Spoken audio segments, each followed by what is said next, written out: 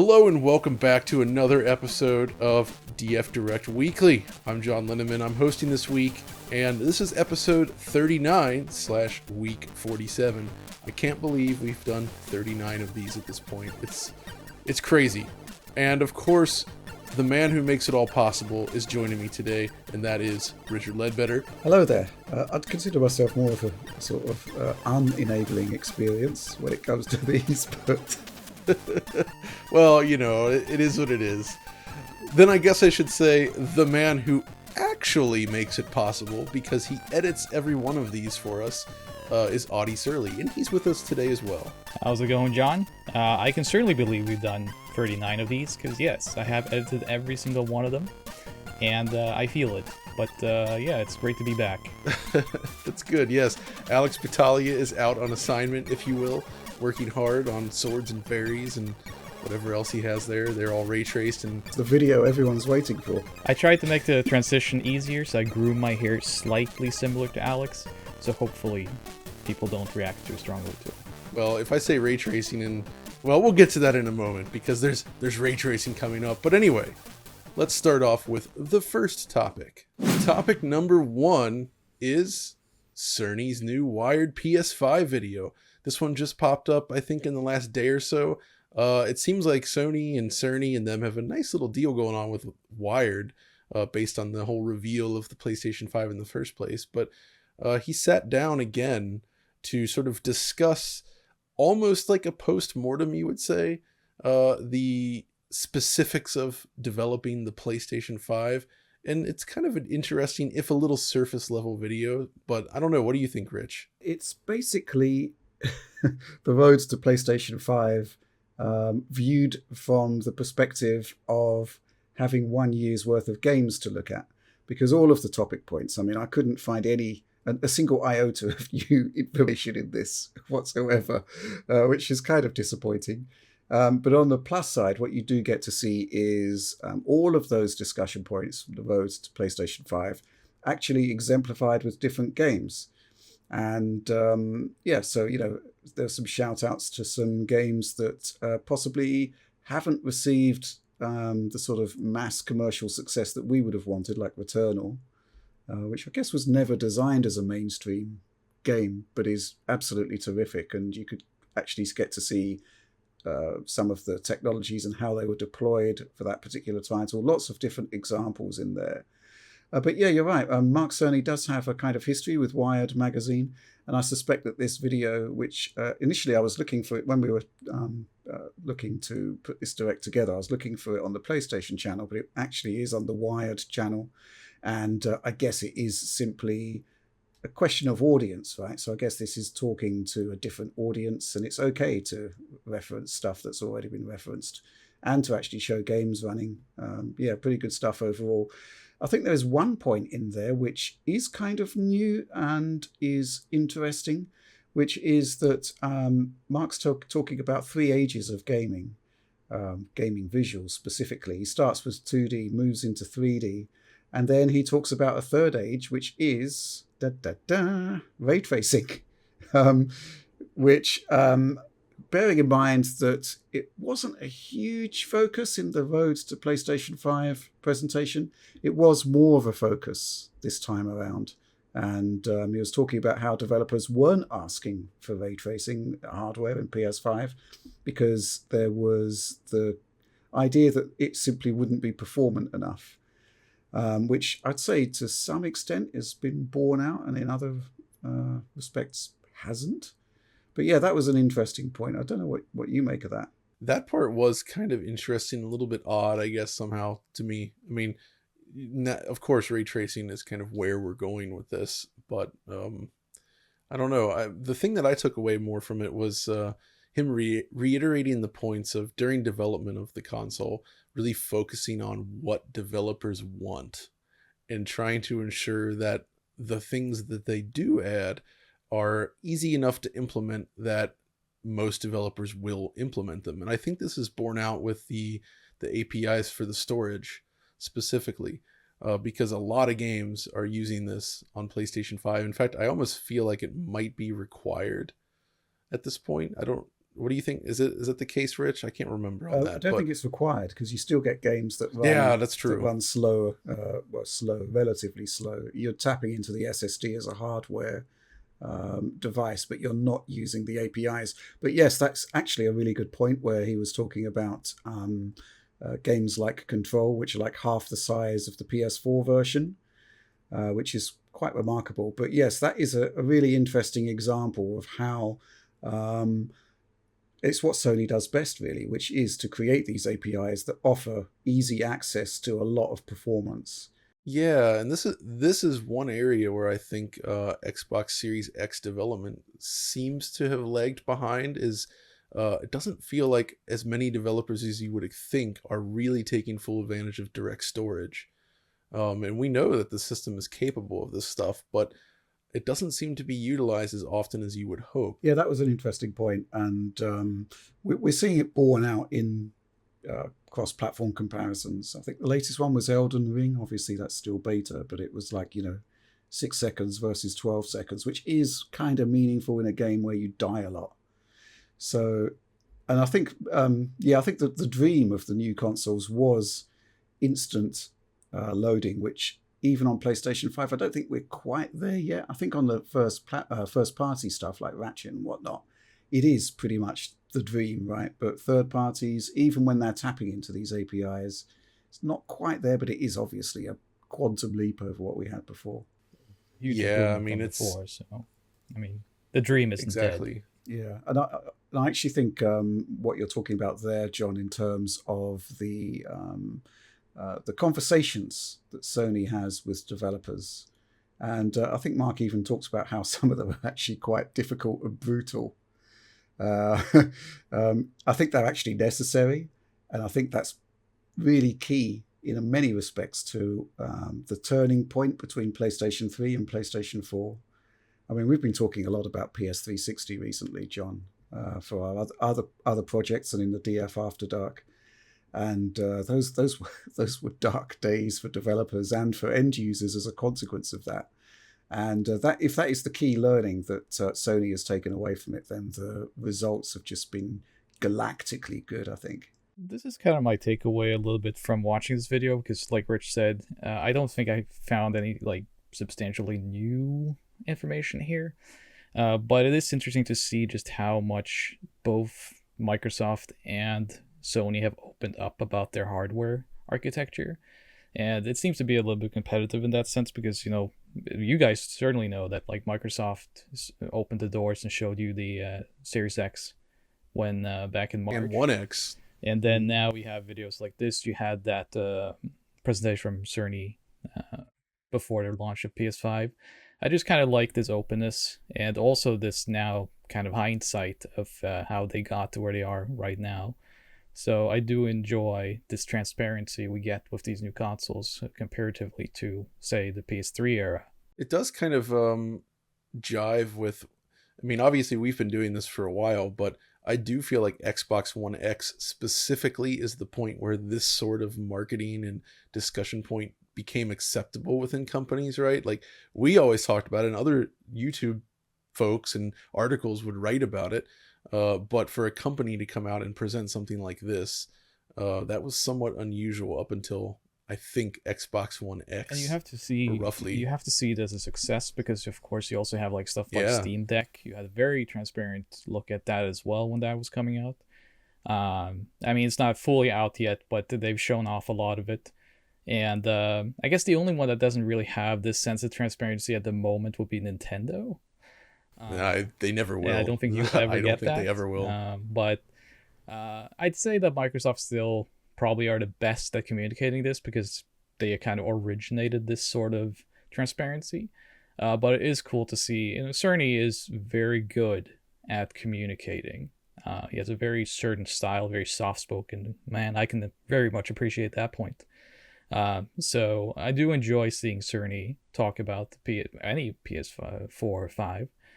And I also have to say that Sony and Cerny is my new favorite sitcom, by the way. Well, I think if we go back to, I think the thing that Cerny does really well is to, I mean, these are pretty, high-level talks from a technical perspective, but they can be quite daunting for the layman. But he does try to come up with specific examples of how the technology is going to benefit the gameplay experience.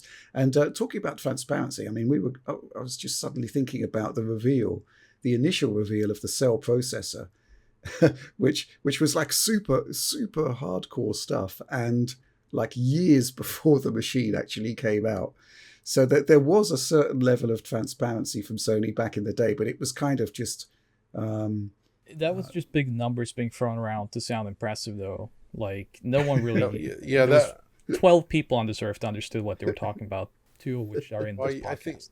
I think the problem there was just that didn't feel focused enough for the consumers that really cared necessarily, which was interesting. But I'd imagine with that situation, Sony was probably burnt by it, because all that pre-release talk about the PlayStation 3 ended up kind of biting them in the rear end, so to speak, when it actually released. So I can imagine them kind of looking at that and be like, okay, we should just shut our mouths. I think there might have been some kind of disclosure agreements with the other partners IBM, involved, which may have, Toshiba, yeah, maybe. exactly, yeah, because these were commercial arrangements that they had to disclose, I guess, to a certain extent. But yeah, it was interesting to see just how early that stuff was revealed, and it does give you some idea, which I think people have lost perspective on today, which is that designing and producing a console actually takes years, and they do actually have something close to final hardware, good 18 months before the system actually comes out. So yeah, but obviously totally different ball game these days, and I found this video quite interesting. I just kind of wish there'd been a bit more there for the purists, something new and exciting. My last point would be something that I think John also noticed a lot with these sort of official presentations. I really wish their capture for retro games was better. They really need to purchase a RetroTink or something, because all these companies have trouble capturing their old games. And when you saw like Sonic and stuff here, it doesn't look too hot. Oh yeah, that is a good point. Whenever companies present their old games, they always do so in the worst possible way. And I'm always a little bit surprised by that. I assume that whoever's working on the video just like opens up an emulator and doesn't care about the frame rate or the filtering and just, grabs some shots. Honestly, John, the new Splatterhouse video that you've done for DF Retro, the CRT shots that you have in there, I think is the definitive way to present retro games. Yeah, that stuff looks really good. It's absolutely astonishingly good looking. Exactly. I think it really communicates the look of classic pixel art in a way that you can kind of still understand what it might have looked like, even when watching on an LCD. But I think that's probably enough for this topic. Let's move on to the next. Next up on our list, it was announced this week that Hitman 3 is getting DXR reflections. So ray traced reflections are coming to Hitman. And I like this a lot because I feel like IO has always paid close attention to the way the reflections worked in the game and used it a lot to build sort of atmosphere in the levels. Like you look at Hitman 2 and also in parts of 3, they actually leaned heavily on planar reflections, which have pretty strict limitations in terms of where you can apply them. You have to use it on essentially a flat plane or a fairly large surface, and they are heavy to render. You can't use them on all the objects, that kind of thing, but it looked really, really good there. They coupled this, of course, with SSR and more dynamic scenes, but Hitman 3, you could really kind of see them sort of brushing up against the limitations of SSR, like when you have those crowds over a reflective floor, too much of the scenery is occluded, and you just end up with sort of SSR artifacts, which I found annoying. So it kind of made sense to me that they would be like, hey, let's put some ray tracing in this game. And it looks like they're doing it. I mean, we don't have Alex here to geek out over this, but what do you guys think? It seemed to be, we only had a very tiny glimpse of it, right? It just seemed to be reflections on sort of metallic surfaces that we saw in the trailer there. But they do render to texture stuff, don't they, with the actual mirrors in the game? Yeah, that's what I mean. It's basically like old school planar style reflections, and they just render it out to that. So I'm curious as to whether they're going to replace that with RT or whether just keep them. And I feel like those were placed very artistically and very specifically, and they're only used in very select situations. That I could see them just leaving that in, but all the surfaces that use SSR, I think, would benefit from ray traced reflections. Yeah, some other stuff in there like VR support for PC, which I think is a really terrific feature.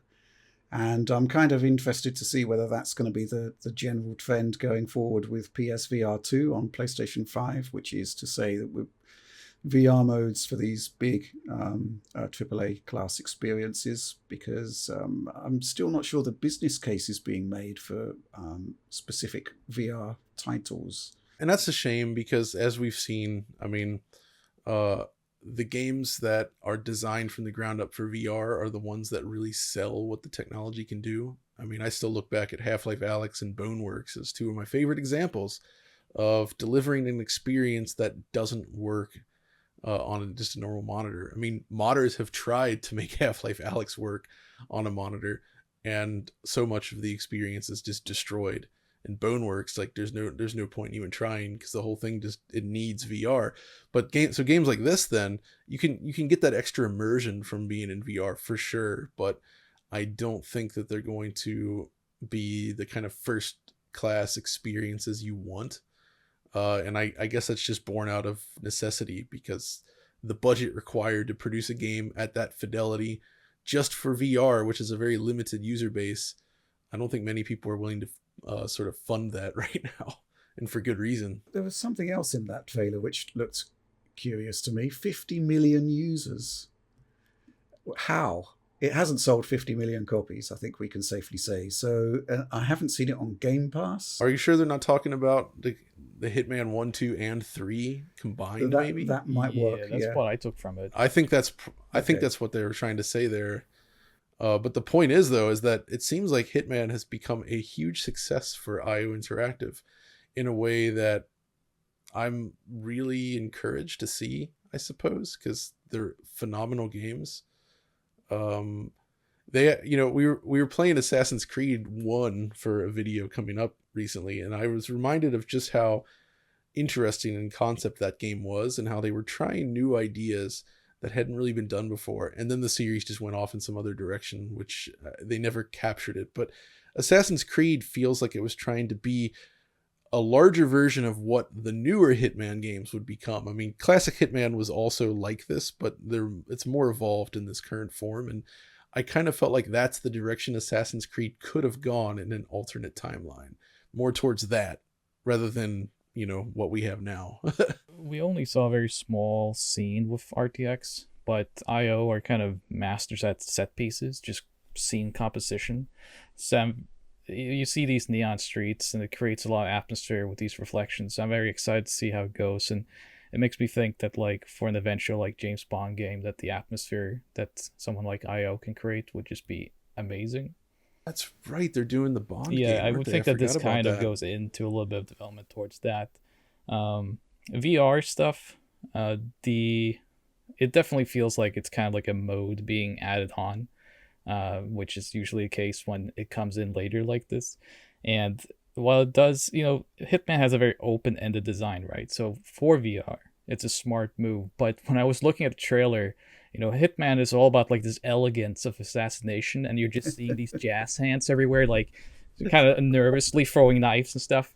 I just kind of felt like it took me a little bit out of this like stylish spy and that assassin thing, and more like bumbling around. Maybe there's a story reason, and you play as like Agent 48 or something, and you're like it's like seeing Mr. Bean as Hitman. Rowan Atkinson. Come, get out of there! Get out of the... Exactly, that would be great. So yeah, that's interesting. I mean, I would just say it's cool that they're still using their Glacier engine, and they seem to be doing really well with it, because as we know, building and maintaining in-house technology these days is becoming increasingly difficult and expensive.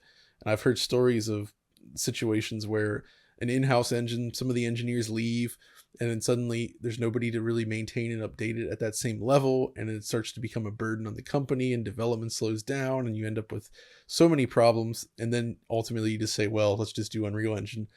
That doesn't seem to be happening at IO. So I'm encouraged by that. But that's probably enough Hitman. We've hit enough men today. Let's move on to the next topic. This one is actually very interesting.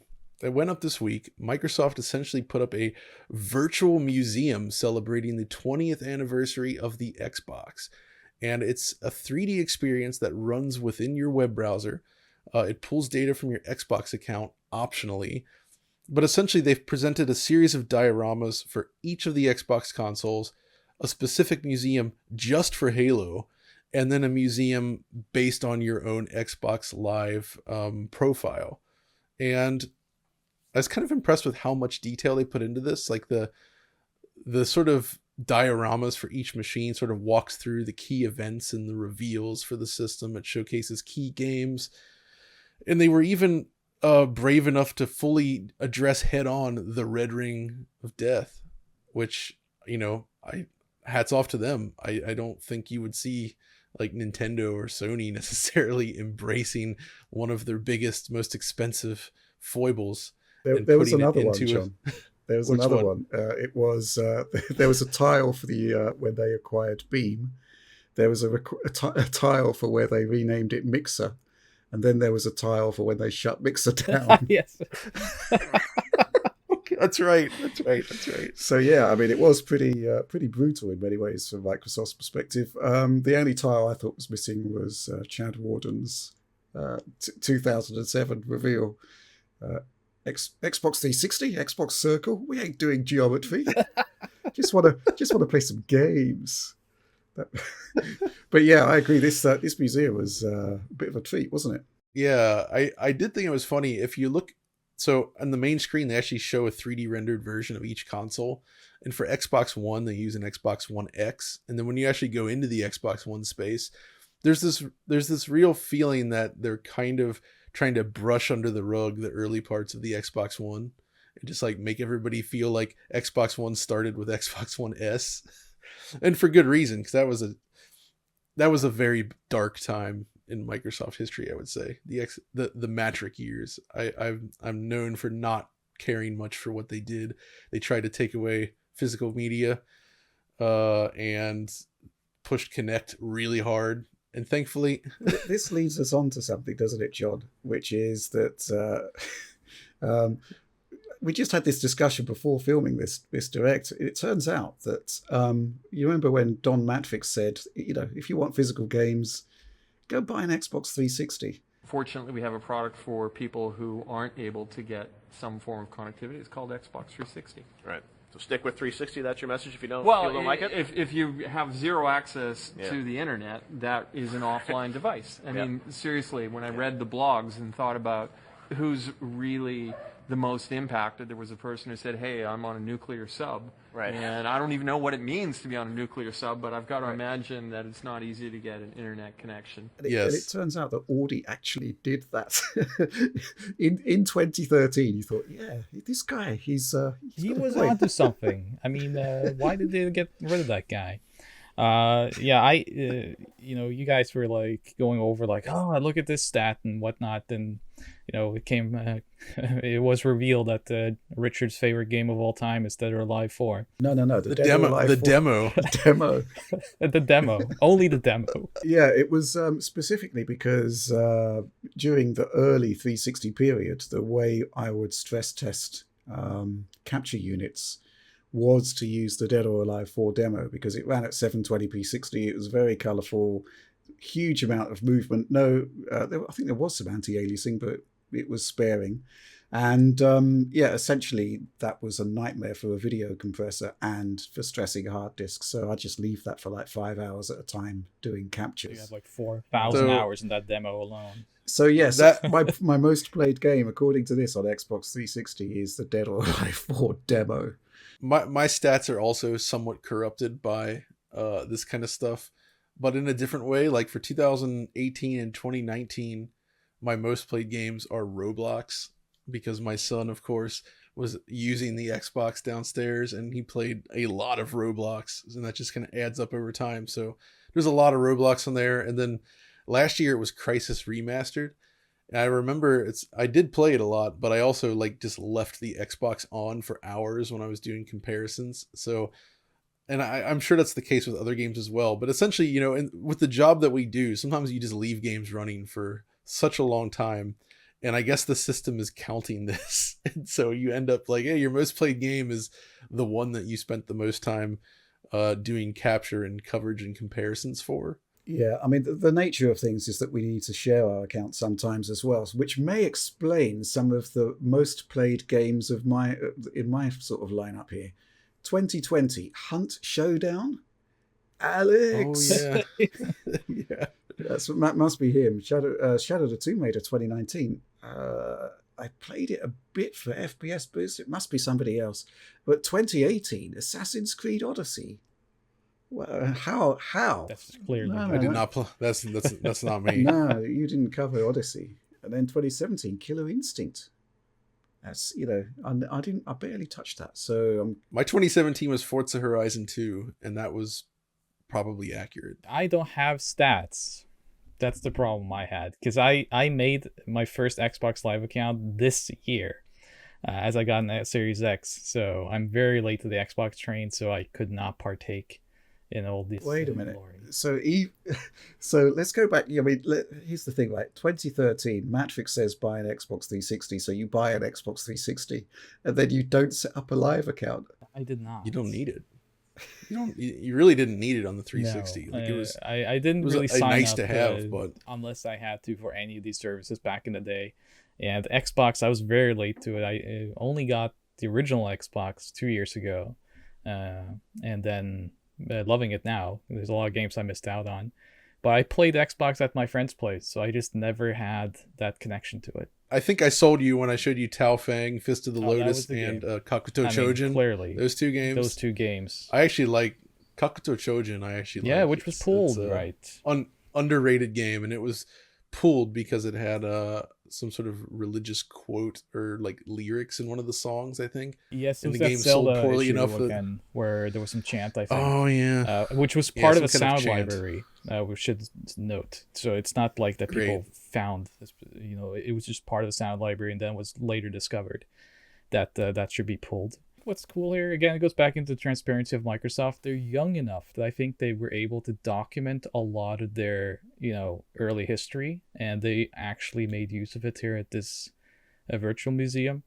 It reminds me a bit of like the experience you get with like PS3 Home. It's not the same, but I do think that these virtual experiences where you can share with other players is an interesting idea that doesn't get tapped into enough. That's really funny. I mean, you're totally right. It is kind of like that, but I never liked Home I hated on it. PlayStation 3.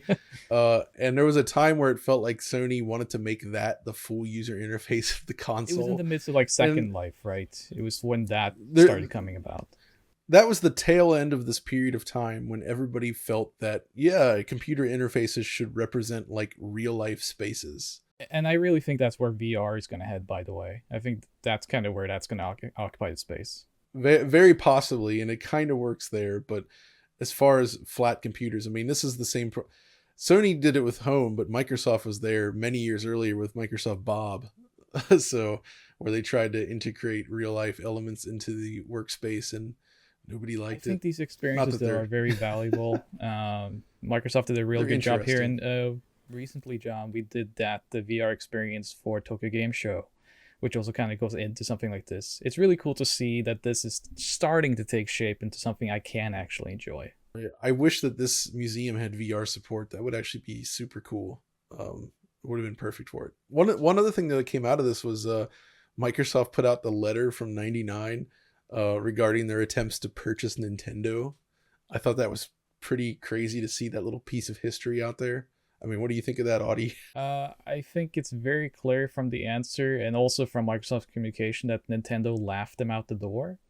Unfortunately, they don't show enough of the letter. It's kind of obscured, but they do note that like Nintendo apparently laughed their asses off to this offer. But I do remember, though, that there was always this talk. This was like, GameCube era when the Nintendo started coming about.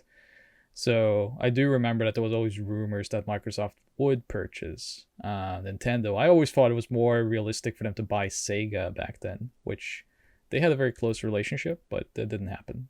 Yeah, something else in the museum, which kind of wanted to quickly note, is the 360 exhibit is obviously quite long. And we've been discussing the PS360 era was, I mean, obviously it was fantastic in many ways, but it was also dark times as well. Performance generally dropped like a stone, and we had stuff like Kinect that was kind of like one of the biggest blind alleys in gaming, and there's got kind of like a big exhibit to it there. But at the time, it was this is the thing, right? It was the biggest consumer electronics launch of the period. I don't even understand. What's your favorite Kinect game, Rich? Good question. It has to be Hulk Hogan's main event. It has to be none of them, really, because I can't think of a really. I mean, the kids really liked Dance Central. The only one I would venture out there that I found entertaining was that Double Fine one, the theater. I forget the name of it, but Double Fine put out a pretty entertaining one. That was solid. Star Wars Kinect had some value beyond the Han Solo dance.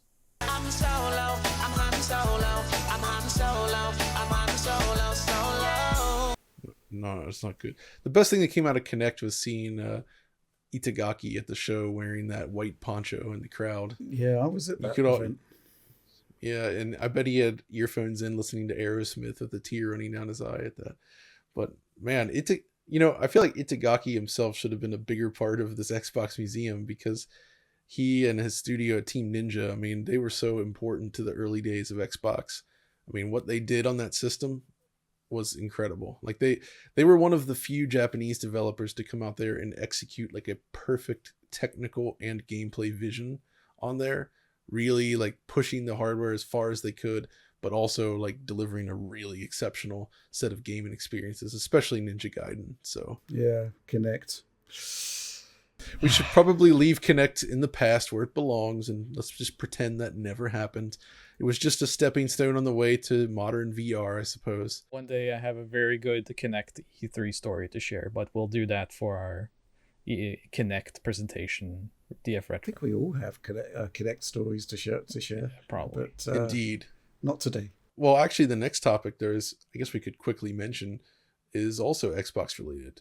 It's been now reported that apparently they have no more plans to continue the FPS Boost feature of the Xbox Series consoles. They put out a huge update, and in fact, as of time of this recording, I'm working on a video covering a bunch of them, and it's such a cool feature. But they've kind of suggested that they've maybe hit the wall in terms of what it works with, although I'd imagine it's more, the titles that they were probably interested in testing or putting out are probably the limit more than anything else. Like, I mean, did they try Bullet Witch? I want to know. I would love Bullet Witch at Blinks 60 frames too? per second. I mean, still missing. I like Blinks, and they actually have Blinks is on there already, but doesn't have FPS boost. Sadly, it's 30 FPS.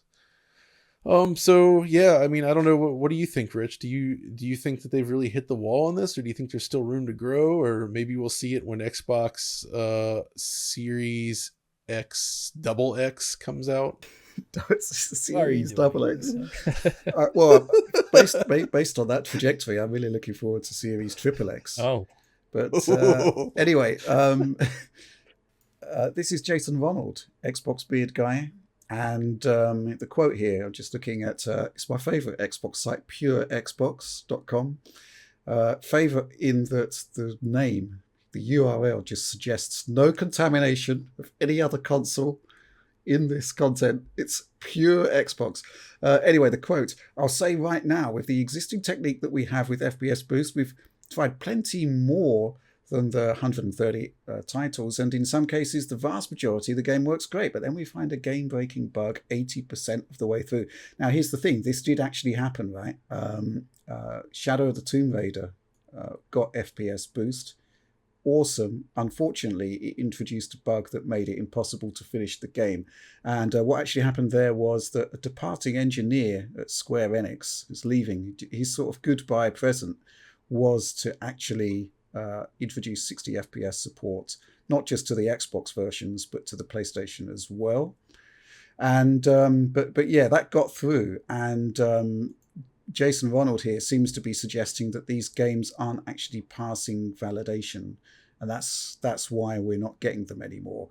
That I think it's really weird in that case specifically, because that game always had a 60 frames per second mode available in the performance mode. So I'm very curious to understand what it was specifically about unlocking the frame rate in quality mode that caused a game-breaking bug. But I mean, yeah, it is what it is. Yeah, so it is disappointing, right? Because the FPS Boost is a fantastic way to revisit the old games, and we're seeing with the One X enhanced titles like Assassin's Creed and Fallout that just the transformative combination of the increased resolution and the frame rate. But if you can't have that, just the frame rate, it really does dramatically improve the Xbox 360 era games. And it looks as though this applies also to Xbox One titles as well. They can't apply any more FPS boosts there. This is quite disappointing. I think the only way forward would be collaborations with the developers, which I think they did with Dark Souls 3, right? That wasn't a traditional FPS boost as such. It required a title update. So I really do hope that they come back to this with a new solution that enables more of this. I'll tell you what I want to know is whatever happened to the resolution boost for Xbox One games. We saw Gears of War Ultimate Edition running at native 4K on a Series X. It worked. I'm genuinely confused as to what happened. Maybe it just sort of seems to have been enough titles to make it viable. Maybe so. Maybe it's just not in their marketing plans, but we haven't really had a clear answer on that. But it's a shame because Gears Ultimate did receive the FPS boost feature, and being able to do that at 4K 60 would be extra nice. I think there's some level of expectation management going on here, which is to say that, yes, we're going to be doing cool stuff with our back catalogue, but don't expect anything in the short term. I know it's a lot of money to invest in this. Not that they don't have that, but that team can be used for many other things as well. So, I mean, we've been looking at this, John, and I think the main sort of takeaway we're finding is that the 360 era, even though the 360 did have an advantage in multi-platform performance, the performance generally wasn't great. So, it really is, certainly in terms of the 360 era, I guess you do get performance up to the frame rate targets. I did some rough calculations, and it's difficult to say for sure, but I actually kind of believe that Sega Saturn has more 60 frames per second games than like the PS3 or 360 in terms of percentage of the library. And yes, that does include 2D pixel art games, obviously. If you just count 3D, the Saturn has far less. But if you look at the library as a whole, 60 FPS was pretty common on there, actually. So it's a little bit odd. That generation of consoles, I always felt like 60 FPS, it is on any console. 60 FPS is a design choice, right? And they just simply were focusing on visual elements that the consoles maybe weren't quite ready to handle. Well, I think it's more the jump from PS2 to PS3, which saw far fewer titles running at 60. That was the sort of jarring thing for me personally. I really do think that this is one of the coolest back compatible systems I've ever seen. I will say that I think they kind of changed their communication a little bit regarding this FPS Boost program, though, because when you watch that presentation, they kind of said, like, this is the last of it. There won't be more. And now we're seeing there won't be more in the near future. So I kind of feel like they left the door a little bit more open. So perhaps we'll see a few more games, like Surprise says. Absolutely. I think it's more the backwards compatible rather than the FPS Boost stuff that is definitely ruled out completely because for licensing reasons or whatever. Some of the other ideas I had for backwards compatibility that I'd still like to see, though, is like an option for a sharp scale feature for like 720p, 1080p content, or especially original Xbox stuff, where essentially the scale up to 4K from the final output of the original game would be like nearest neighbor, where each, like, you have a 1080p pixel, it is multiplied by 2 in each direction. and that actually gives like a super sharp image, especially for things like HUD elements and text. Like you look at original Xbox games running on this thing, and the 3D is rendered in high res, but the HUD stuff is super blurry. That's just like a generic bilinear filter applied to it, and so all the text ends up looking absolutely terrible. And I think it would be better to have it sharp and pixelated, but retain sort of the artistic look versus blurring it out. So I would love to see something like that added. That's enough about this. FPS Boost is great. I wish there was more coming, but I'm happy with what we have so far. Let's move on to the next topic. The next big news item this week is actually sort of, it looks like a rumor, and essentially Square's big remake is supposedly Chrono Cross, we're hearing. This is something that was also featured in a recent NVIDIA leak, and again has been confirmed elsewhere. And this is kind of interesting, I think, because I don't know. What do you think, Audi? Yeah, so this has been a rumor since that NVIDIA leak, in basically name listing only. There's never been like true confirmation, but also there's been some hints from Mitsuda that he's kind of working on something, and some other names attached to the property. But it's still very much a rumor.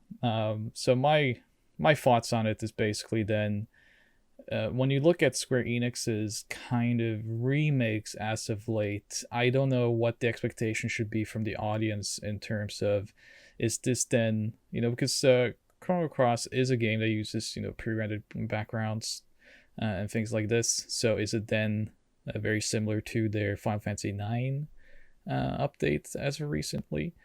Or I would say more like Saga Frontier. I doubt it's like Saga remake. Frontier. They went into AI upscaling for the backgrounds and such.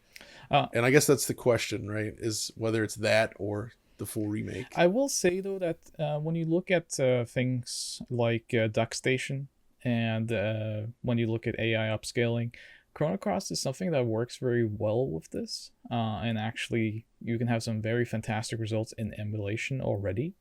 So it is curious then to see whether or not, if Square Enix does it, and if they do go that route, if they then have the original assets still and put in, very accurate upscaling, or if they go with the original like PlayStation assets as they were on the retail release and then upscale from that. I don't think they do that anymore necessarily, but there is also a middle ground here that we're not talking about, and that's more like the Trials of Mana level of remake, where it's kind of they fully remade that game and it's really good, but it's not to the technical level of, let's say, the Final Fantasy VII remake, right? But I don't know if that would suffice for the look and feel of Chrono Cross. I don't think it translates the same, and honestly, the property is probably a little bit, as much as people love the Chrono stuff, I don't know if it's actually big enough in Japan to bring about that kind of remake. So I would not think that we'll get even a Trials of Mana style remake for this. That's my opinion, though. It's all just speculation, of course, but this game, I love it. It specifically the time when it came out, just the atmosphere of playing it, the music, it was a very unique experience at the time, and it's very interesting to hear that they're looking at it at all, to be honest. But I just want to say, I don't think that just re-releasing the game with like AI upscaled backgrounds is a good idea.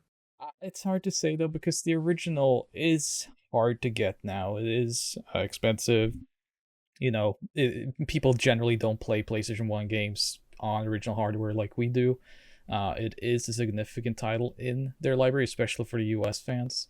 And there has been other events regarding Chrono. There was a recent concert series in Japan for Chrono Cross and Chrono Trigger, which came out on Blu-ray recently. So there is a lot of activity around it. I wouldn't be surprised if this is real, but I would hope that people keep expectations in check. And like you say, maybe just a re-release like that isn't enough, but I do think that's basically what we're going to get. That is the question, really, from my perspective, John, because I've got no skin in this game. I don't really have any experience with this title. But this headline from VGC the upcoming big PlayStation remake is reportedly Chrono Cross. So, I mean, big PlayStation remake suggests something like Final Fantasy VII remake, right? But it is just a quote in an article. But I guess my question to you is, as you are a fan of the game, and let's assume that this is going to be a multi-platform release, what would you want from it? Honestly, what I would like to see, and this is something they haven't really done yet, is essentially try to recreate the look of the pre-rendered backgrounds in real 3D, but keep a similar sort of camera perspective. You know, like move the camera around above the action in the 3D space at the angles comparable to those pre-rendered backgrounds. And obviously, you know, create new assets for characters and objects that sort of, you know, much more detailed, of course. But I would really like to see something like that, where it sort of builds upon the look and feel of the original, but in 3D. Or, I mean, I'm not opposed to them going all the way with something like the Final Fantasy VII remake either, but I'd be curious what they could do to keep it feeling unique, specifically with the way the battle system is set up, and also the characters. You know, there's all those different characters in this game, where I feel like you couldn't do it the Final Fantasy VII remake style with like fully voice cutscenes so easily, because the idea is that there's all these characters that can appear in the game. They all are written differently. They have different accents. I can't even remember the total number, but there's a lot. And there's just no way you could actually voice them all in a modern game. It's not feasible. That's one of the things that was really weird and unique about that game, was all those different characters that could be in your party and you would speak to. So I don't know. It seems like a daunting task. So, which is why I think trying to stay true to the original vision, but with massively upgraded visuals, is the most interesting to me. And they don't even really like, for the music though, the music is really interesting, because when people talk about the PlayStation, you always hear them say, you know, oh yeah, they had digital audio or the CD music and stuff. And Chrono Cross is one of my favorite examples of a game that just uses, it's sequenced audio, right? It just uses samples. It relies on the audio chip from the PlayStation, but to the untrained ear, it can actually sound like pre-recorded audio. It's that good.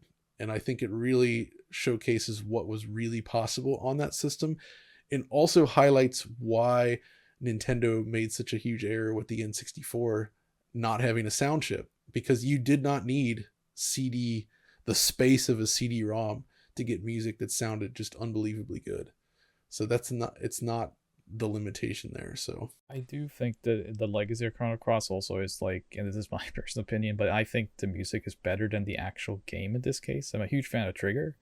I didn't like how Cross continued on, so I'm much more interested in the music, and that will be an interesting part of all this, because as it is running on the PlayStation sound chip, I'm curious what they do, if they use some modern arrangements, or if they include the recordings of the original PlayStation soundtrack. I just love how back then Square was willing to put out a game where it's like, remember the characters and the stuff that you loved in the previous game? They're all gone now, and you know, it's dead. Here's this new stuff. Like, nobody would do that today, which I think is a shame. I mean, that was the era of that. This was like 2000-ish, you know, and then you had like Metal Gear Solid 2 basically throwing Snake out and replacing with Raiden. I mean, there was this big attempt within the games industry for developers to try to push these ideas by essentially misleading the player a little bit in terms of expectations, and then throwing a curveball, which I thought was really interesting. Tekken 3 did something like this as well, remember? That, like, you know, was a new cast and a lot of the old guard had died. Street Fighter 3 did that. Street Fighter 3 was one of the best examples, because people didn't respond too well to that, so they had to bring back Chun-Li. And unfortunately, again, I mean, between the sometimes divisive response and the amount of money being thrown around today, nobody's going to do this anymore. I think it's too risky for these big companies to try something like that. But that's enough of that, because there's actually even something possibly riskier, even more exciting, that we have to discuss. The next topic. Audi. Something has returned. We have icons in this world, John. We have heroes. We have legends. We do. We have the dancing We baby. have the dancing baby, and of course, we have Crazy Frog. And John, Crazy Frog is back. he is coming back. I think it's been long enough now without offbeat Eurotrash techno remixes of forgotten classics. And so the world needs Crazy Frog. I think the time is right for him to come back.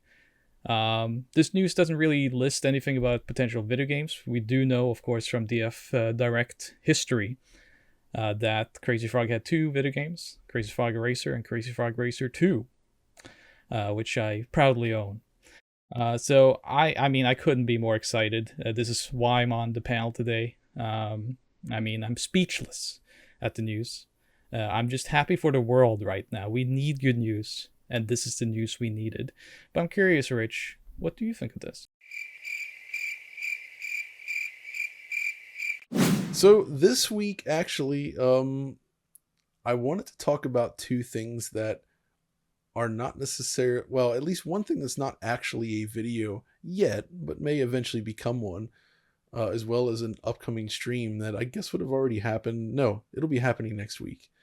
So first of all, do you guys remember Bright Memory Infinite? I remember the trailer, right? It was one of the big things at Microsoft's indie showcase.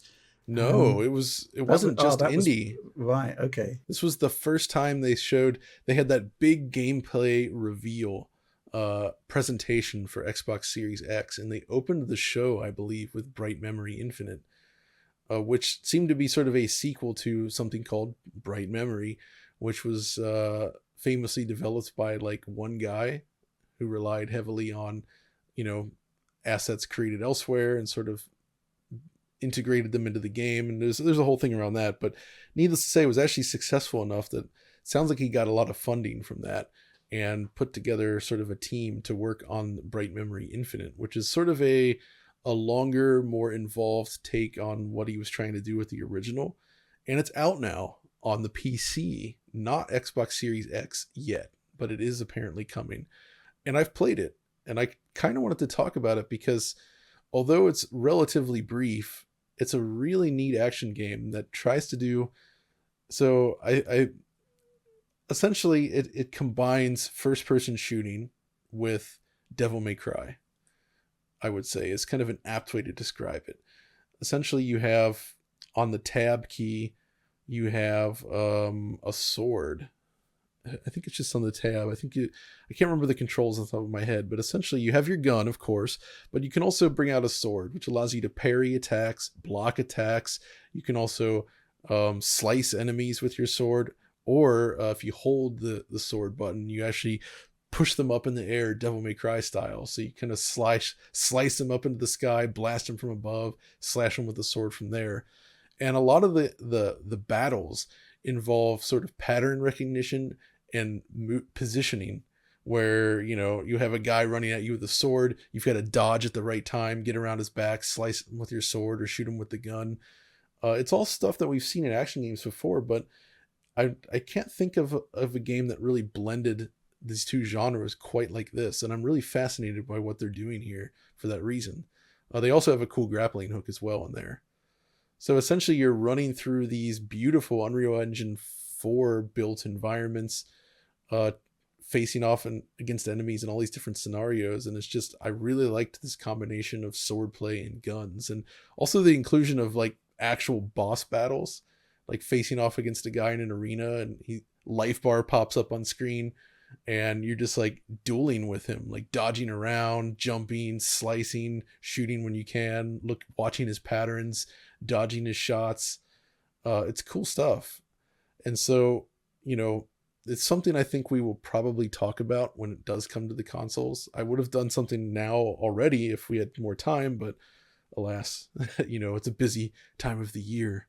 I'd definitely like to see how it's all going to play out across the consoles as well, to see how that works, because I'm kind of surprised they've gone with PC first, because most of the exposure we've had to it has been on via Microsoft, right? So yeah, kind of curious as to why it's appeared on PC first and why they haven't gone multi-platform.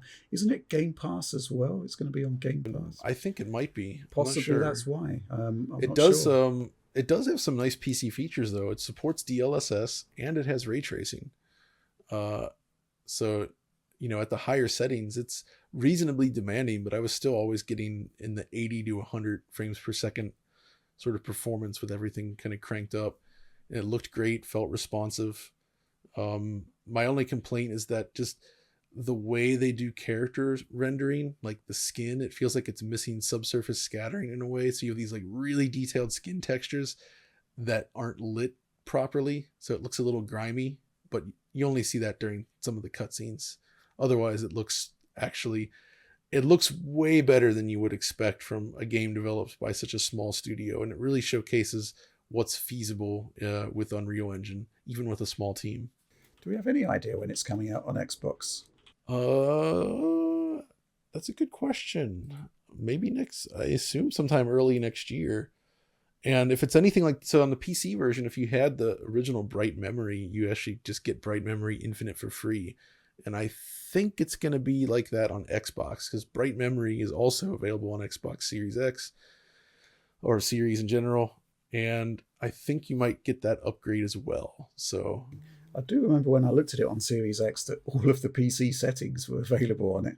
Yeah, it was basically like the PC version on a console. Kind of curious as whether they'll do that on the new one as well. The settings menu is far more vast this time, so I'd be curious to see what they actually retain.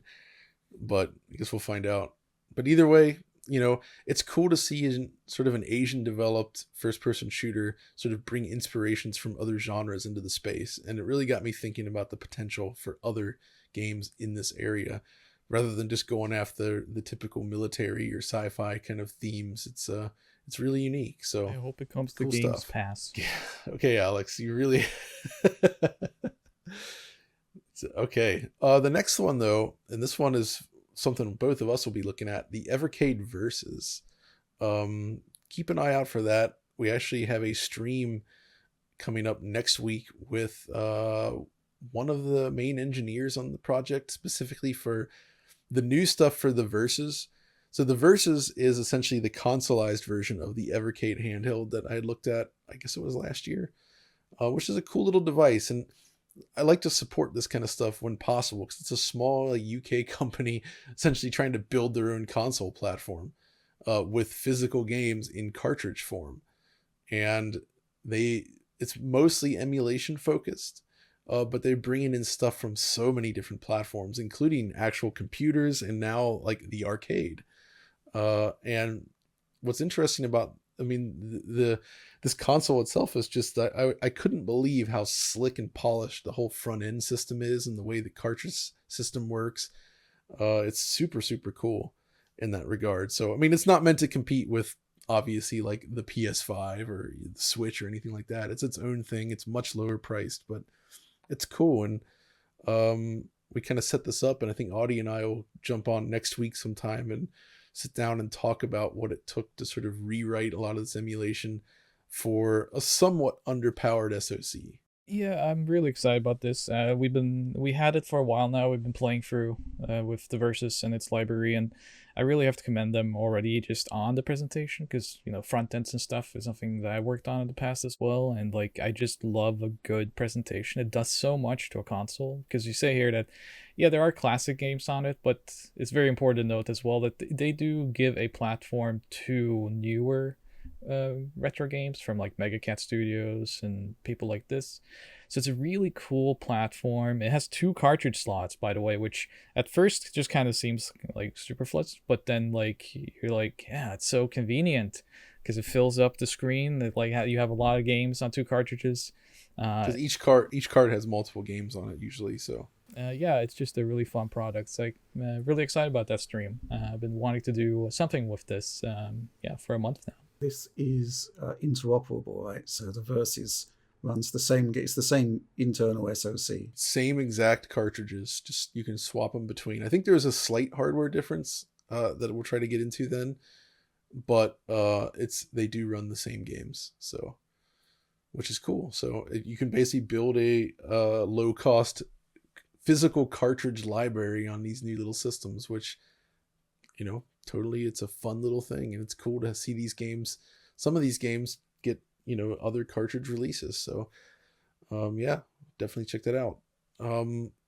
I guess the last thing on this list here, and I'm wondering if anybody has anything to say yet on this, is did we purchase any Black Friday deals yet this year?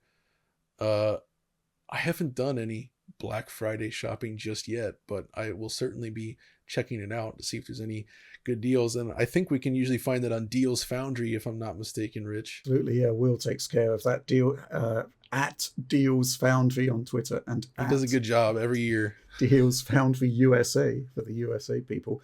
And I think the big takeaway for me this year has been, despite this gigantic shortage in semiconductors, there have actually been some deals. I haven't bought any personally related to this, but I have bought other stuff, which I'll go into in a minute. But it seems to me that the big item this year is PCIe Gen 4 SSDs. You can get a 2 terabyte SSD for your PS5, and it costs about £200, which I think is pretty amazing, I think. That is a good deal, but this really bums me out because each year in the past I would look up on Deals Foundry and follow those UK specific deals and order them.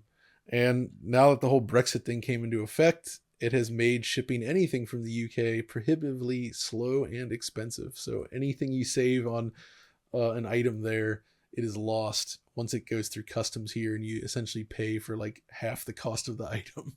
And it also makes just shipping stuff to you within the company, I know, it's more challenging. It's such a pain in the butt. It's almost faster if we just drive through the channel or something and like meet up halfway, like do a handoff in there, like here's these illicit goods. Take the stuff I sent to Rich would be quite the illicit. So well, your stuff would be just seized and destroyed immediately. Yeah, at the border. Yeah, if it hasn't been eaten by my dog upon entry. It is now, I can say for sure, it's cheaper to buy stuff like this from the USA and ship to Europe, if you're in Europe, than it is from the UK now. It is cheaper. I have actually bought things from Black Friday, though. We eat through a lot of data here. For £260, you could get an 18 terabyte mechanical hard drive. And I just back up everything these days. I do an element of compression to it, but it all goes onto those drives now. And, you know, good example yesterday, John, you asked for, have you got any footage of internals of a high-end PC? And it's like, yeah, just pop over to my hard drive archive. I remember filming the internals of one of my PCs back in the day, high spec one, and that could just go straight over. No need to do any more specific photo shoots or anything like that. And similarly, I think Tom is going to be doing Skyrim Enhanced Edition. All of the data that I did for the modded versions, which ran at 60 FPS, I can just funnel that over to him. So that was one thing that I did purchase, those two. You should probably buy another one and bring it with you next time, because I also just take my project files now and drag them over to those hard drives, and yeah, they fill up pretty quick. Now, in theory, you'd say, right, okay, £260 for an 18 terabyte hard drive. I mean, it's, you know, in terms of pounds per gig, it's pretty good value, but it's still £260, right? But what I've discovered certainly is that if you've got all of this data on tap, let's say I just need some capture of, I don't know, The Last of Us Part 2. I don't need to spend an hour or two going back to recapture the game. I could just dip into the archive, bring out the footage, and you know, just in terms of time saving, I get the money back there. So yeah, that's something that I did buy. The other thing I did buy, and we do a lot of AI enhancements these days. Topaz Video Enhance. In fact, the whole Topaz suite is $199 at the moment. So yeah, that's for a year of updates, and those updates are pretty good. So yes, I did buy that as well. Beyond that, though, that's kind of about it. Yeah, I didn't buy much myself. I bought my collector's software. I bought like 3 years worth of license for that, and I actually bought my mother for her birthday a TV. So I used Black Friday to do that. So she's getting a Samsung QLED for her birthday. So you couldn't stretch to the OLED then? She doesn't need it. and it was not on sale for Black Friday. I would say the average user. She just watches, Netflix and 90 Day Fiancé, so there's only so much black you can get from those shows. One last thing before we move on to the Q&A is we recorded the first episode of DF After Dark, which is a new podcast that is somewhat off topic, I guess you could say, where we all join together and discuss whatever random topic that we had in mind for that particular week. And this first episode, we actually talked, it was still somewhat game related. We talked about how we got into the games industry and also found our way to Digital Foundry. And there's a lot of good information in there. It's really fun. It was fun to record. I think that's available to all of our patrons. Is that right, Audi? The first episode is in fact for all tiers. Future episodes will be for premium and retro, but if you are on the lower tiers, you can get a sample if you like it. So I suggest going up to premium. But yeah, it was a fun time. We learned a lot about each other, and take a listen to this little sample. It's more this concept of the casting couch that you mentioned earlier that I'm a bit, but I'm just going to just say I know nothing about this. It's the first I've heard of it. So there you go. Good information there. All right. Well, with that said, then let's get to my favorite part of the show, our own personal Black Friday deal, the Q&A from our wonderful patrons. As always, we solicit the audience for questions, and they provide them over on the Patreon site, and we read them on this very show. So let's do it. Question 1 comes from El Kaj, and he writes a very long question. Guys, you got to stop writing these questions that are so long, please. All right, let's try to do this. With Xbox's backward compatibility update and the GTA remaster debacle, and he does use quotes, by the way, do you think remasters are even necessary? Would we prefer older games modernized or simply presented in the best possible way? I think it raises an interesting question on video game preservation, the closest analogy I can think of being the original Star Wars trilogy versus its special edition. Many people would have liked to have a pristine copy of the OG trilogy, but that's no longer possible. It is actually. This to me is analogous to Rockstar delisting the OG trilogy, with their new definitive edition being the only way to legally play it digitally, which isn't ideal. This question though is a little bit outdated by now, because you can, in fact, purchase the OG GTA again now. Indeed, that is back on the table. You could always buy the discs as well. But do I think remasters are necessary? Remasters, that's a tricky one. I think remakes are interesting still. Like the Demon's Souls remake last year, or the Final Fantasy VII remake. I think those are excellent games, and absolutely they were worth doing. But that's almost like basically creating a new game, so to speak. Whereas the remasters, I do think we've kind of passed the era of needing them. There was a time, I guess, especially during the PS360 era, and even the early PS4, Xbox One era, where essentially games that maybe were no longer playable on modern platforms, they could sort of bring up-resed PC-like presentations to the consoles for the first time and put them out in a package. Or in the case of PS4 and Xbox One, it was usually just to address deficiencies in performance of last generation versions of games. Like, the DMC Devil May Cry, they put out a definitive edition of that runs at 60 frames per second, which is how it should have run in the first place, but didn't, right? But I don't think we're in a place anymore where I feel that that's all that necessary. But I don't know. What do you guys think? What about Metal Gear Solid remasters on PS360? I'd say those were worthwhile. And, I think if you've got older games that actually do genuinely benefit from like higher resolution and improved performance, I think surely those Xbox One X enhanced versions with FPS Boost are kind of proving that whether there actually needs to be a proper remaster or such is one thing, but there are things that can be done to take the older game and make it better. I would almost say releasing them not so much under the remaster banner, but sort of akin to what Microsoft's doing with the FPS backwards compatibility stuff. I don't know what that would look like on PlayStation. I mean, they could just maybe call it like PlayStation Classics or something, and just sort of release slightly enhanced versions of old games. But I don't think the full price remaster is as appealing these days anymore, unless a lot of work's been put into it.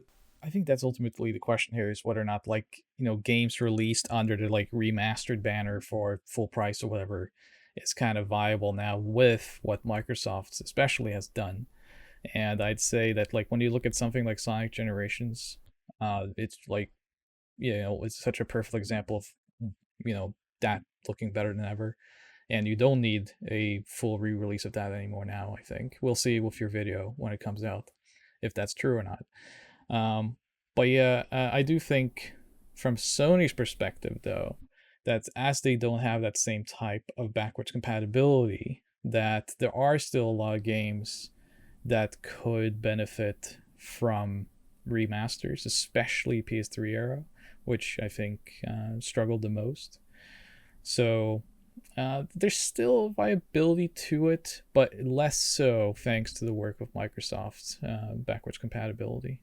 Yeah, I think that's probably the best way to look at it. I don't think we're ever going to see that period of time again where there's just tons of these remasters coming out. I think it has to be PS4 very specific cases. But it did. And then, because you look at the remasters of like Metal Wolf Chaos, right? I don't think that is as... Somehow I don't like that remaster as much as I like the Xbox original. I've heard that was apparently a very, very, very difficult project due to the way the original game works. But so that also sort of gets into like whether it's even viable to do those types of remasters in a way that's effective. So I don't know. It's a tricky one for sure, but I don't mind them. I think it's, especially when they're really good. Like that's what, Bluepoint's been doing mostly more at pushing towards the remake rather than just a remaster. But anything that Bluepoint put out was usually just top tier, or something like the Zone of the Enders 2, the Mars re-release on PlayStation 4, which is native 4K 60 on there and has all new, like, much higher quality texture work, and it's basically like a perfected version of that game. They even added VR support, which is interesting.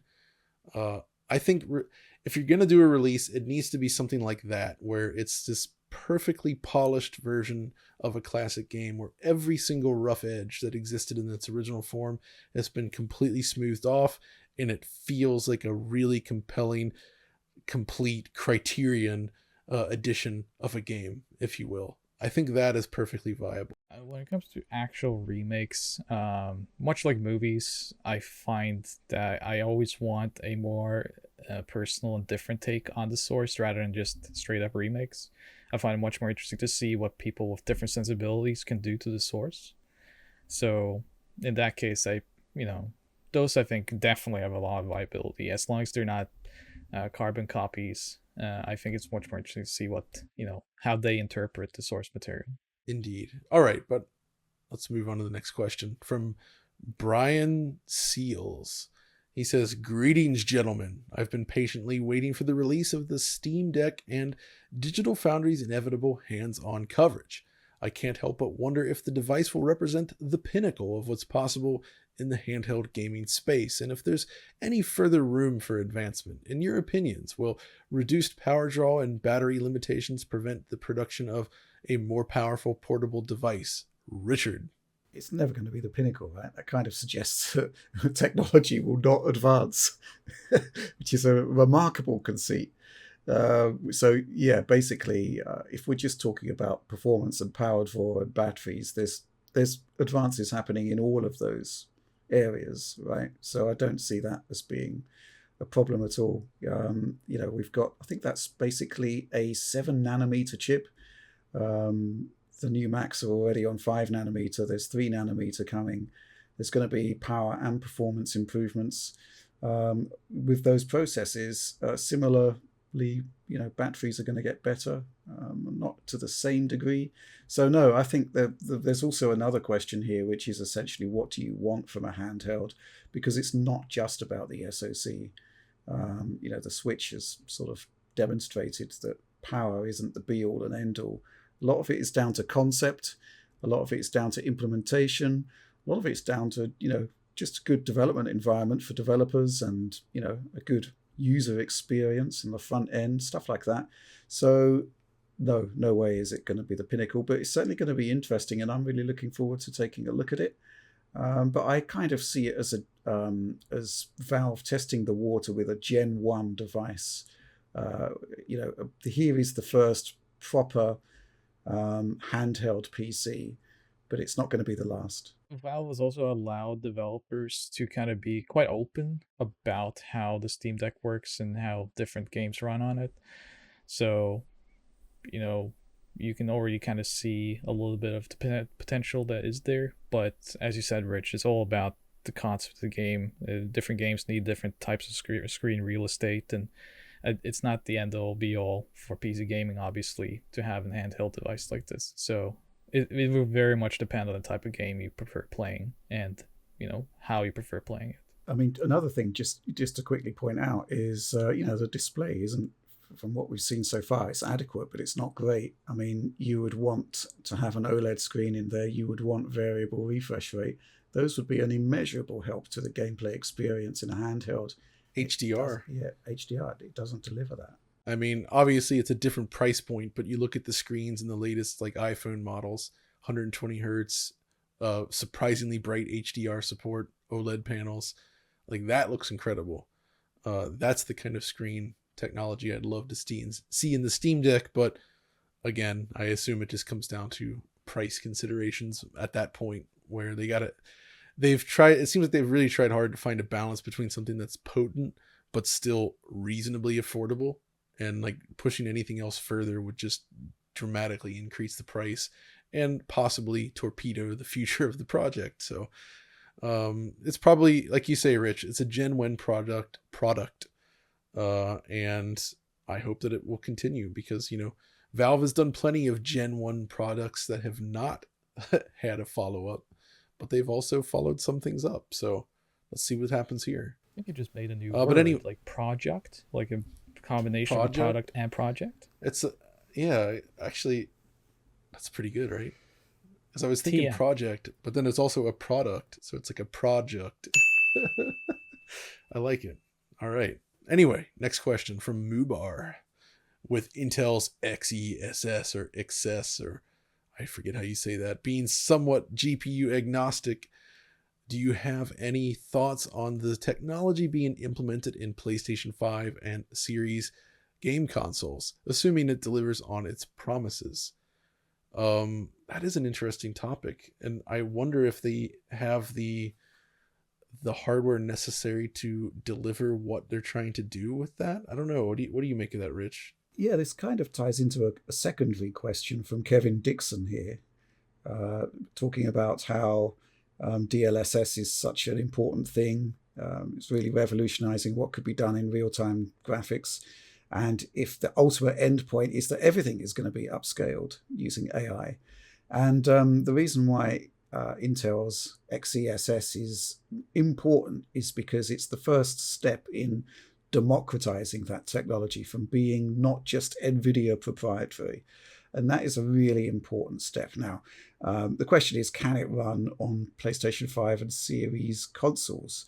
And it all comes down to this DP4A path that they're going to be using for support on legacy GPUs or on other GPUs, which are not Intel related. And this is the big unknown right now. I might be correct. I think I'm pretty sure in saying that DP4A runs on anything newer than Vega. So Vega doesn't have machine learning extensions, and that means it should run on all modern AMD GPUs, apart from the Polaris ones. So it should run on the consoles. The big question is always going to be performance. We don't know how fast it is, and we just haven't got a clue how that's going to play out. So possibly it could be implemented. I mean, we've seen, on a much more simplistic scale, we've seen FSR appearing on console. But this is an entirely different ballpark in terms of complexity and potential performance. console developers already have a lot of, not necessarily on par with DLSS, of course, or this, but they have their own solutions for reaching the higher pixel counts from a lower resolution source that are extremely performant and architected around the console hardware. So it could be interesting, but we just have to wait and see, I think. Like, we don't yet know how many milliseconds this is going to demand from these machines. As much as I hate bringing it up, like I don't think you'd see it on the current generation hardware. Maybe like a midpoint, you could see like a hardware revision that could bring it in, and I would see probably Microsoft being the more open one to implementing this. But whereas I don't think Sony has much of a history to, mid hardware implement something like this. I just don't see them from a design standpoint really looking at this and seeing like MLAA. Remember that one? No. I think they're being a bit unfair because PS4 Pro basically brought about checkerboarding. Yeah, but that's what I'm saying. Like, that's what he's saying. It was a mid-gen refresh. Yeah, the mid-gen refresh, I could see them maybe doing it, but I wouldn't see them making an update to implement this into the current architecture that they have. Like, I just don't see them doing that. I could see it in a mid-gen refresh, though, of doing that. So, to make it easier, though, John, I'd just say that you call this in excess. In excess. Oh, I like that. All right, next question. This one comes from, Helvetica Bold. I like that. It's a good username. Hi, DF. Would like to know your thoughts on the on-demand texture streaming used in Call of Duty. Is this the only title that uses this tech, and are there any compromises to the quality of the textures? I think, Richard, you're probably best to talk about this since you were visiting these guys very recently. I inserted this question because I can actually answer it fully and completely. And it's not what he thinks it is. So we have seen technology that uses on-demand texture streaming in Flight Simulator, right? Which is, they've got the whole world to render, and they don't want to download it all the time. So they do texture streaming on demand. The use of it in Call of Duty is very different, okay? And basically the number one complaint that's leveled at Call of Duty, specifically Warzone, is that, you have these updates of like 80 gigabytes, and it's just nuts. Nobody wants to have an 80 gigabyte update to Warzone or whatever. On-demand texture streaming. Now, what this actually is, in-game assets are virtually all downloaded, right? What is actually being streamed on demand is microtransaction costumes, right? That, as far as I'm aware, that's it. Because a lot of the bulk of these downloads for game updates is having to accommodate these hundreds and, upon hundreds of cosmetic MTX.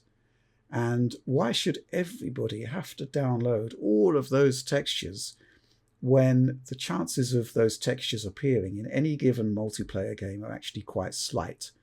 So the concept being developed here with Call of Duty is pretty simple. Yes, there are base textures for everything, for all of the MTX costumes, but the higher resolution assets, the stuff that really sucks up data throughput, download size, what it does is to say, okay, so we've got these guys in the game. In the background, we're just going to stream in their higher quality MTX assets. And if you need them, you've got them. But the point is that this drastically reduces the amount of data that you should be grabbing in your initial packet. I'm not sure if it's made its way into the consoles, but I'm pretty sure that's what's happening on the PC side. So yeah, that's what that is all about, Helvetica Bold. It's not a kind of, okay, we need these textures in this environment, let's grab them quickly. Because I don't think you've got the bandwidth or the latency to make that happen in an effective way.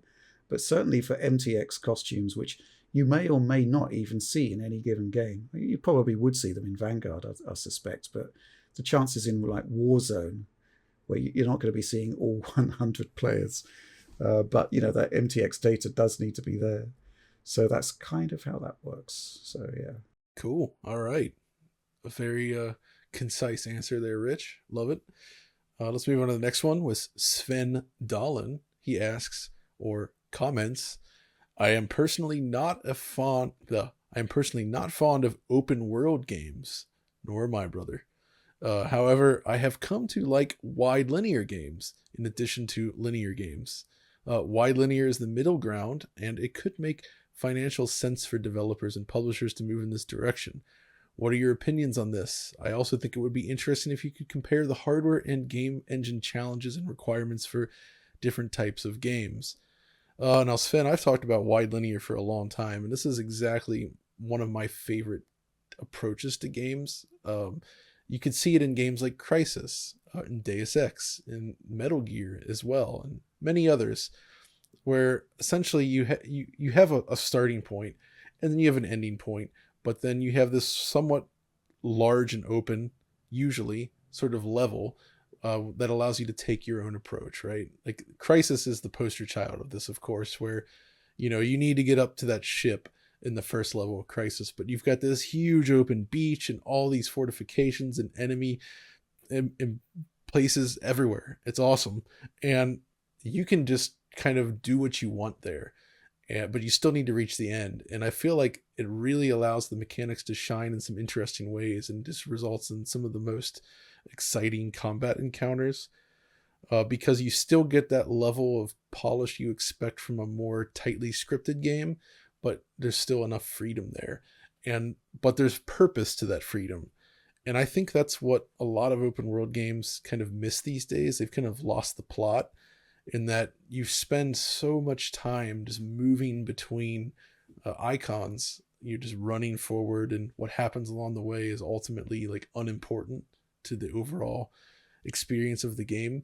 Like when you move across a Crysis map, that whole experience of moving from point A to point B, that is the gameplay in there. Whereas in a lot of open world games, the gameplay only starts when you reach point B. And I feel like there's this, I would really like to see developers sort of rethink the way open world games work to find a way to make it more interesting in those between spaces. And that's why I've highlighted stuff like Death Stranding as being so interesting, or even though it also follows a similar open world design, the reason Forza Horizon works so well is because what you're doing is fundamentally fun, right? You're driving cars, and that feels great.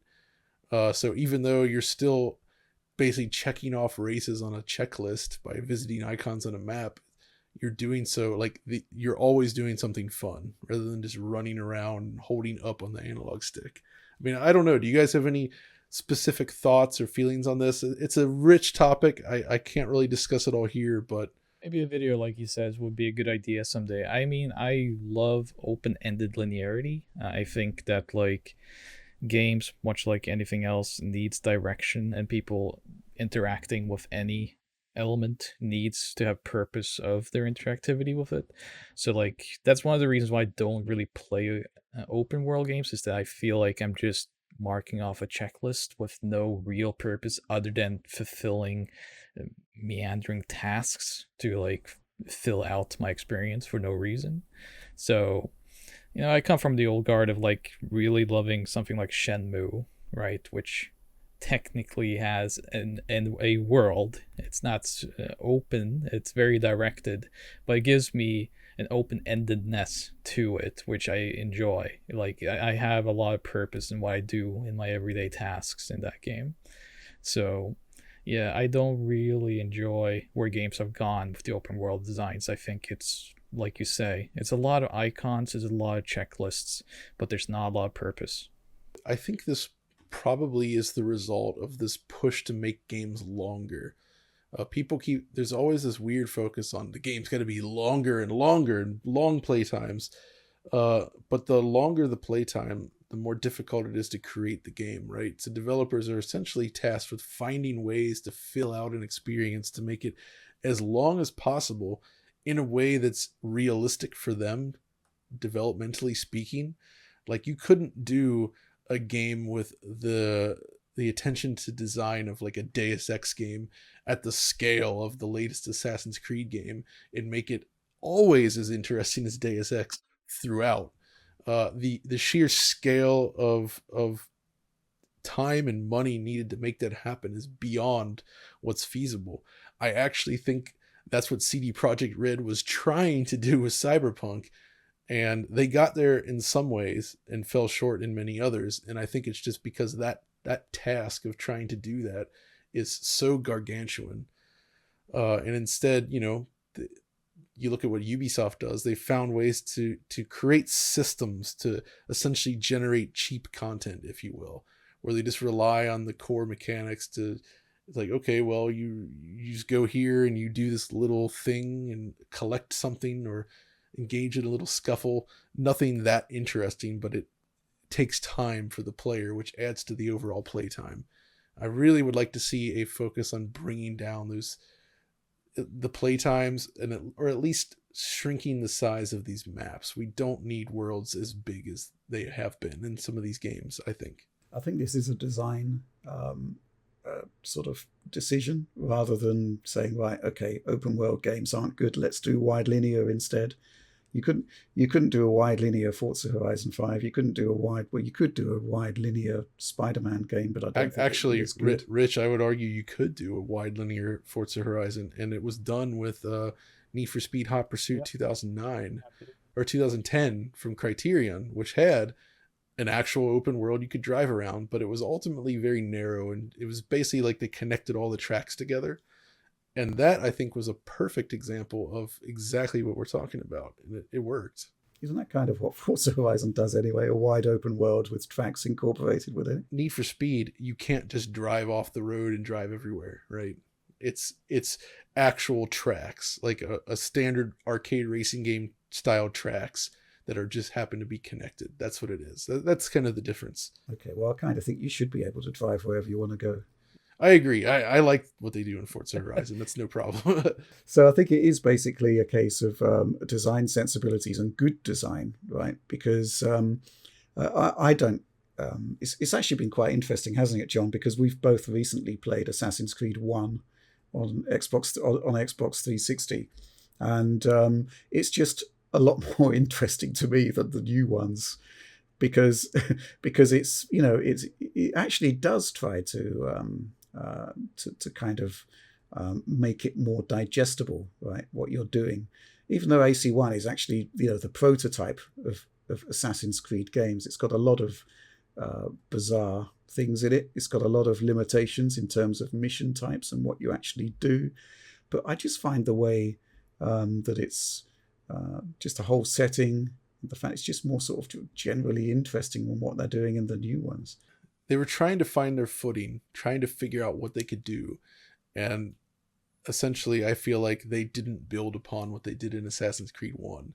They kind of just went in a different direction, which is towards what we know Assassin's Creed for today, which was popular enough with people. But I really think with Assassin's Creed 1, they were trying to create a more systemic, almost Hitman-like experience at the time, but at a scale and quality that we'd never seen before, with like crowd interactions and those dynamic animations. And they didn't quite get there, but it was a really interesting experiment and very, very ambitious, I would say, for the time.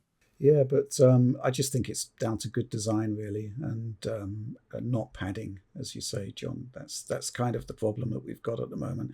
Also, I think there is the question of momentum as well, which is that, okay, so we've had a really big hit game.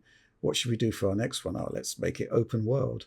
I think there's got to be a fundamental rethink on just this kind of trajectory. Right, we're going to make an open world version as well, because there are some scenarios where this doesn't work, and obviously there have been scenarios where things haven't turned out quite as we feared, like with Halo Infinite, which seems to, the open world side of things wasn't the Far Cry fest that we were worried about. Far more constrained than we had worried, thankfully. One open world game that I kind of like that is fairly recent was the Mad Max game. I think that kind of went under the radar, but I did enjoy that quite a bit. Oh yeah, that Mad Max from the Just Cause guys. That was actually, there was a lot of good stuff in there. Part of it was just the actual act of moving around the world was pretty fun. So, and I also felt this when revisiting the older Grand Theft Auto games for that video.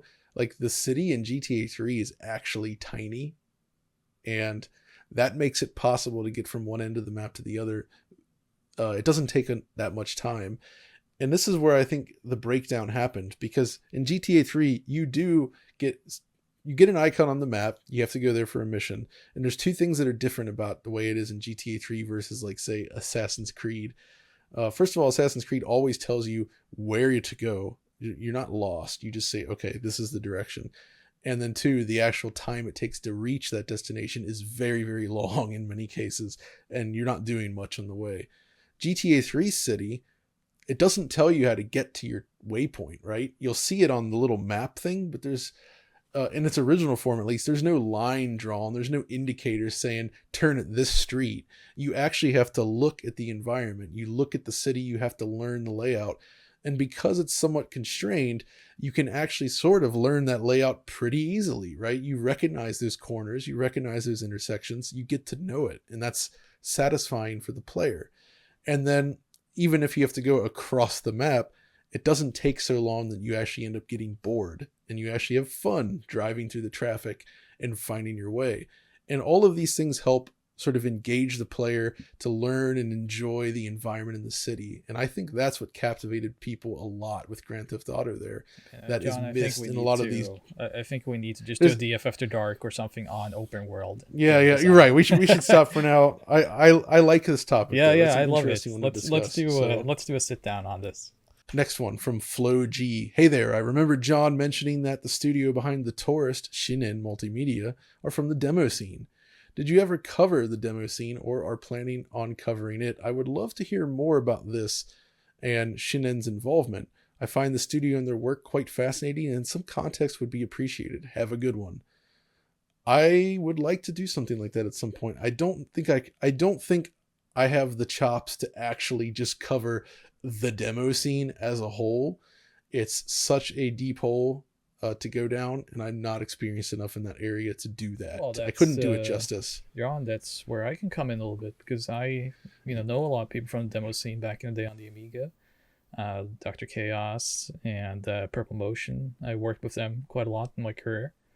So I do absolutely think this question is kind of cool, actually, because I think that the demo scene is a lot more relevant to today's gaming development scene than people realize. Oh, that I know. Yes, there's a lot of connections to it. And I would love to do a full DF retro presentation on the people who really made a difference and went into the games industry. And you have showcased some demo scene stuff. I know on Mega SG you did that. Yep. I forget what the demo is called. It's a really cool demo, but no, I know what you mean, and that kind of stuff. I feel like for this to work, it would have to be focused on, like, say, 2 or 3 specific developers that started life in the demo scene. Björn Lund, Jonne Valtonen, like these people, I think, who provide a lot of context. And I think this is one I would like to wait till the pandemic calms down so we can actually sit down with them, have them kind of talk to us directly. But when you talk about demo scene, there's always one game I want to go back to and talk about, and that's the Riddick game on Xbox, because that owes a lot to the demo scene, and it's a very impressive game for Xbox. Oh yeah, super impressive. Yeah. I don't know if you have played it, but it's really of really course. Cool. What I'd like to see is a through line, right? Because especially in the Scandinavian development scene, there is a through line of cutting edge development that persists to this day, that started in like the Commodore 64 and the Amiga periods, and to actually trace that lineage across the years, that's what I'd find quite fascinating, because of course this is nothing new. The demo scene guys were also game developers in the Commodore 64 and Amiga days. Yeah, exactly. It's just kind of like, like you say, it's still going on today on the Amiga and other things. There was a wonderful video from Ahoy this week on trackers, which also goes into the demo scene quite a bit, which I suggest everyone go and watch. It's, these are people that pushes hardware beyond limitation. It's not just like getting to the limitation of a console. It's like they, bend what's really possible on them. And, it's really incredible to see the work, and it still continues. So yeah, definitely. I think this is a video we will do, and then connected to game development as it is today, because yeah, it's very relevant and will be relevant for probably forever. Oh yeah, absolutely. Yeah, that's definitely something to talk about. But let's get to our final question here from 1040 STF. You often say that the DF Patreon program has changed a lot for the team. Can you each go into more details? I'm asking because it's not every day we encounter something as big as Patreon that can improve the internet's quality of life and quality of life of its creators instead of reducing it, like social media. Oh yeah, like social media's must-have behaviors or ads everywhere, even in the content itself, do. So yeah, this is an interesting one, and I think it's just, for me, it's you work a lot of time in your office making these videos, and a lot of passion often goes into them. When you make something that you love and really care about it, you want to share it with someone. And, doing so online, obviously the loudest voices are usually the most negative. And to even find the positive ones, you have to search through the negative. And what the Patreon has basically, the community we've kind of built here, it just means that there's kind of a place to go to discuss this stuff that feels more rewarding and complete. And also within the context of Discord, you're not limited by things like Twitter letter counts, right? So the discussions feel more fulfilling, I guess you could say.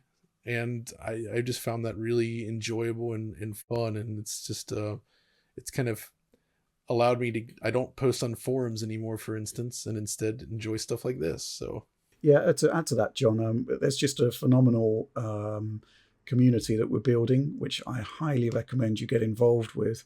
And essentially, it's a helpful community. It's one that's very constructive. And also, there's been some fantastic things that are happening in there. For example, the Forza Horizon 5 ray tracing mod for the PC version of the game started on the DF supporter Discord, right? Which was pretty awesome. And it's actually brilliant for us to actually see ideas and actual content coming from the community that is actually, really positive and creative and adds to what we're doing. It's not just feedback in terms of, whether the stuff we're doing is good or not. It's actual content, stuff that we couldn't do. It's like a brain trust of really cool people that are coming together to, because they love games and game technology just as we do. And, they kind of get what we're about as well. There isn't any sort of console war stuff going on there. It's just a night and day difference. And I guess the other thing, of course, is that when you are in a kind of more enclosed community, people actually think about what they want to put out there. I don't think people care so much about what they put out on Twitter because there's no accountability, no comeback. So it's nothingness. Yeah, it's a digital bile. That's what it is. So yeah, this is another reason why I really like what we're building here, and it's just come as a real surprise to us and a delight after years of essentially only one kind of feedback heading our way, and which was extremely demoralizing. But it's all change, which I think is fantastic. So for me, my answer will be a little bit short because I joined with the DF supporter program, so like it didn't change necessarily for me like how I used to experience DF.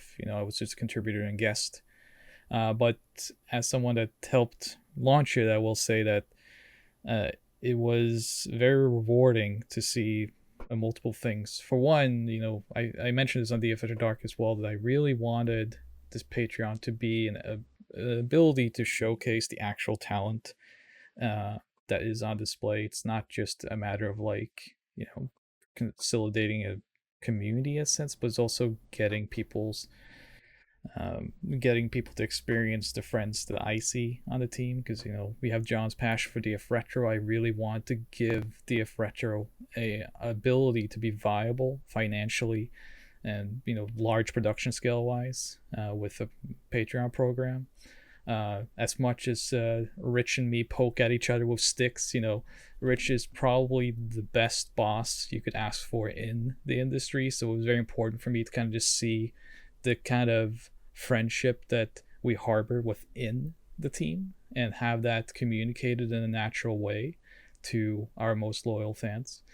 So that's kind of what changed for me, was just it really showcased to me as well just the good side of the industry, which I very publicly have became cynical at one point. And it allowed me to rediscover also just why I love games and why I love the people that work in games. So yeah, it did change my life, but not the same way maybe as the team that were already there. Definitely. Well said, everyone. And if you want to get in on this, go check us out on Patreon, digitalfoundry.net, where you too can be a member of the Digital Foundry supporter program and come and hang out. And I think even we have some special exclusive streams coming up, including one tonight, although you would have already missed it if you're seeing this video on Saturday or Monday. But exactly, watch it on demand. But I think that's going to do it for this week's episode of DF Direct Weekly. So thanks, gentlemen, for making it all the way to the end once again. This has been a lot of episodes, so And many more to come. we're coming. Many more to come. So yeah, thanks for watching, and we'll see you next week. Yeah, connect.